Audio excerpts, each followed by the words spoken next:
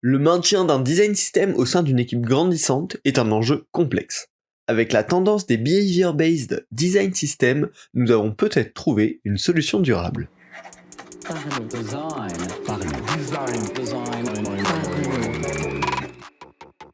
Pour la troisième saison d'affilée, The Kakatoes Theory accompagne Parlons Design et vous propose son académie pour se former au design avec les meilleurs experts.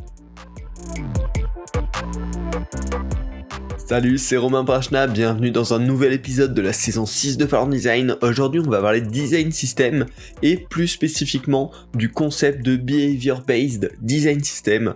C'est un sujet assez peu connu encore, qui commence à grandir ces dernières années et qui, moi, m'intéresse énormément. Et donc, j'ai décidé que c'était le bon moment pour en discuter en ce début 2023.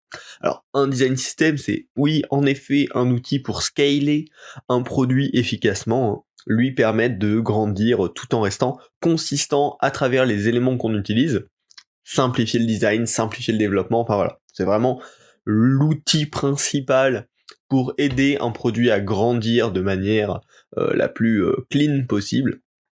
Mais c'est aussi un super outil pour aider la team à grandir de manière harmonieuse, la team design principalement, et forcément plus il y a de monde dans une équipe, plus l'harmonie de tout ça est devenue complexe. Beaucoup de boîtes se sont confrontées au problème, forcément, notamment ces dernières années, et la solution qui semble émerger de manière assez régulière, un petit peu partout, dans toutes les boîtes, c'est les behavior-based design systems.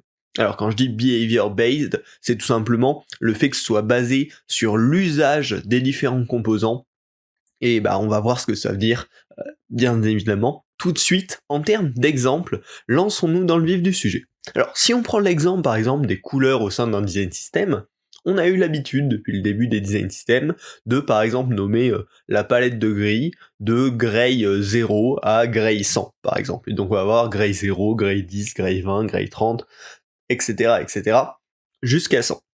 Alors c'est pratique parce que ça donne toute une palette de nuances de gris qu'on va pouvoir utiliser à travers l'interface. On est sûr que tout le monde va utiliser les mêmes, qu'on peut discuter d'une couleur, non pas en parlant avec son code hexadécimal, mais en parlant avec sa valeur, son nom, le Gray 70 par exemple.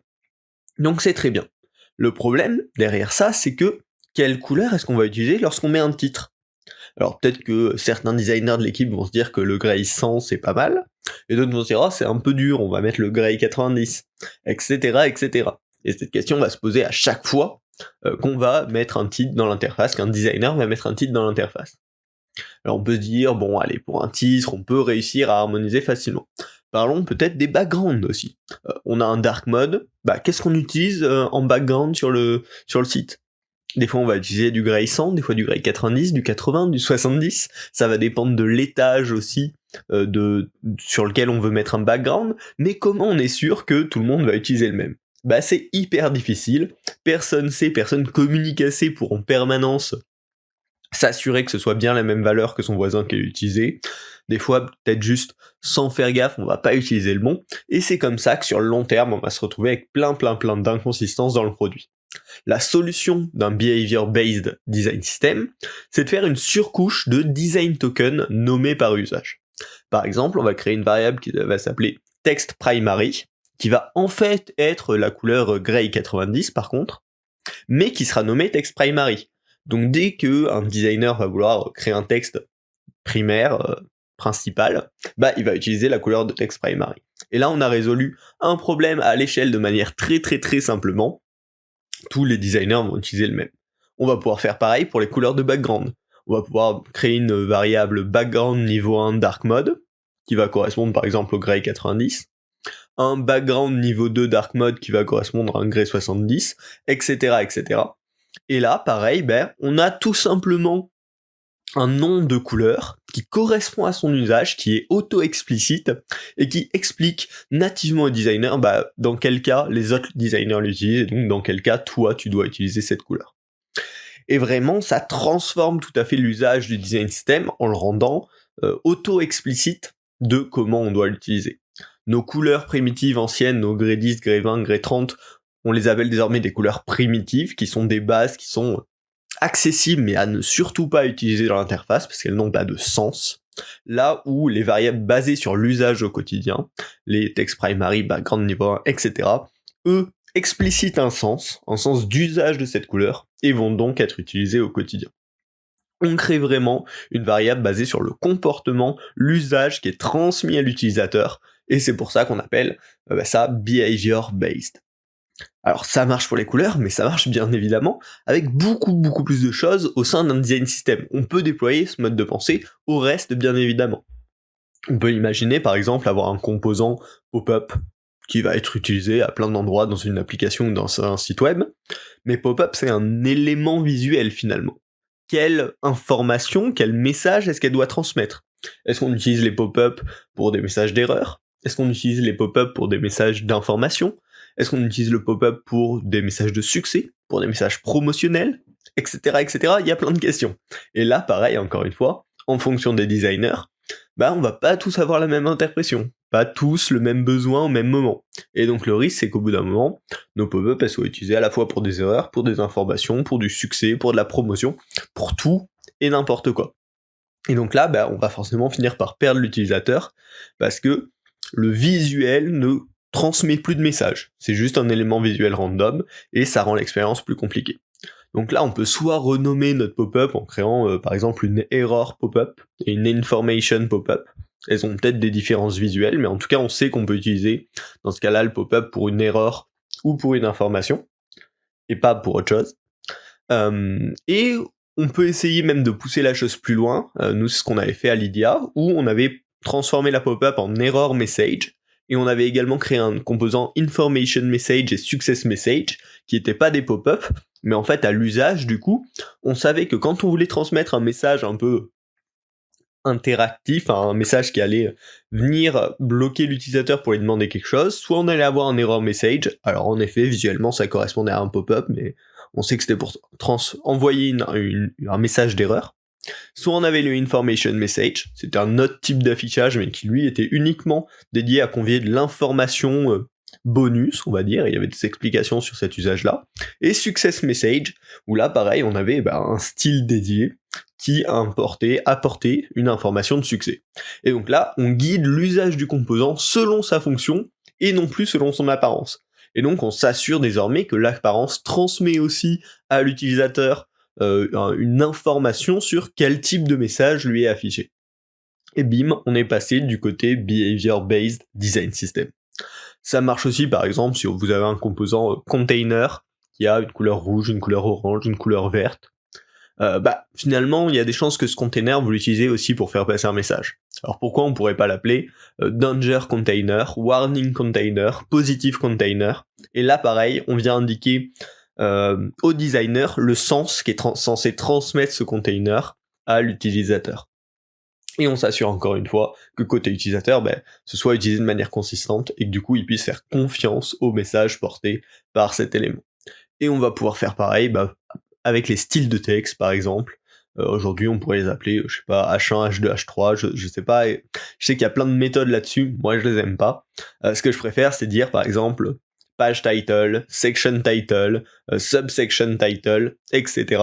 Et comme ça, pareil, on sait à l'usage, ce style de texte permet d'indiquer à l'utilisateur que ça c'est une section, donc ça c'est une page, donc ça c'est du body, donc ça c'est de l'information légale, par exemple. Mais voilà, encore une fois, se baser sur le sens du texte pour que le format représente un type d'information et que ce soit clair pour les designers et surtout pour les utilisateurs.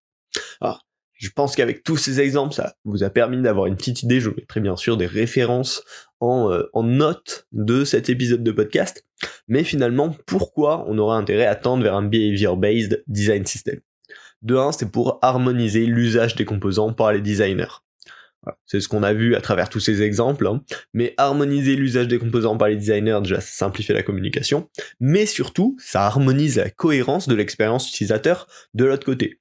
Parce que si à travers toutes les branches du produit, il retrouve les mêmes composants pour les mêmes types d'informations, il va commencer à s'en créer un réflexe et à mieux comprendre ce qui se passe. Également, au niveau équipe, ça va énormément simplifier le onboarding des nouveaux designers dans le design system. Si tout est auto-explicite rien que par le nom du composant, forcément, les nouveaux designers auront beaucoup plus de facilité à comprendre comment utiliser ce design system. Et enfin, encore au niveau de l'équipe, ça va forcer l'équipe à définir la raison d'être de chaque composant.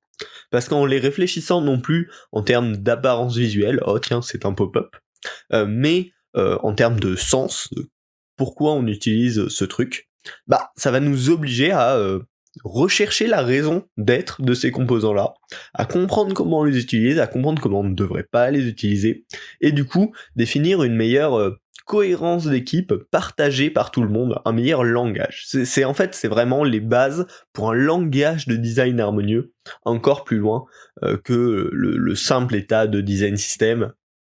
Donc vraiment, c'est extrêmement intéressant, en tout cas moi j'en suis tout convaincu. Si comme moi, vous êtes assez convaincu par cette approche, par quoi commencer ? Alors, ce que je vous recommande tout bêtement, c'est de commencer par là où vous avez un problème. Si aujourd'hui vos couleurs sont utilisées n'importe comment et de manière pas du tout harmonieuse par vos designers, commencez par les couleurs. Si c'est plus sur les styles de texte, commencez par les styles de texte. Et si c'est plus sur certains composants, commencez par ces composants-là. Il n'y a pas de bonne manière, c'est une réponse à un problème, les Behavior-Based Design Systems. Donc il faut forcément commencer à l'implémenter par là où il y a le problème, s'il y en a un. Donc vraiment, c'est la meilleure recommandation que je puisse vous faire là-dessus. Mais si vous commencez un nouveau design system, par contre, là ce que je vous recommande, c'est directement sur les couleurs et les styles de texte, d'appliquer à minima cette mentalité-là, ça vous simplifiera énormément le déploiement plus long terme de ce design system. Mais vraiment, si c'est un design system existant, il va falloir faire de l'infusion progressive par là où il y a des problèmes à résoudre, par là où il y a des problèmes de cohérence pas encore résolus, pour au fur et à mesure l'infuser dans l'ensemble du design system et avoir cette base hyper solide. Voilà. On arrive en fin d'épisode, vraiment le Behavior-Based Design System c'est une solution à un problème d'harmonie, soit intégré dès que le problème apparaît sur un design system existant, soit intégré dès la création du design system pour éviter des soucis futurs. De mon expérience, c'est vraiment une grosse plus-value, ce type d'organisation, hein. Ça simplifie les échanges, ça permet de clarifier énormément de choses entre designers et du coup face à nos utilisateurs, donc je ne peux que vous le recommander. Si vous avez aimé cet épisode, je vous invite à le partager sur vos Slack d'entreprise, à vos collègues, à vos amis designers. C'est ce qui permet de faire grandir le podcast, hein, donc surtout n'hésitez pas. Vous pouvez également le noter sur Spotify, sur Apple Podcast, sur votre plateforme d'écoute préférée. Un petit 5 étoiles et un commentaire, ça motive à continuer tout simplement ces épisodes et puis ça permet de mieux référencer le podcast. Merci beaucoup, on se retrouve la semaine prochaine pour un nouvel épisode. Salut!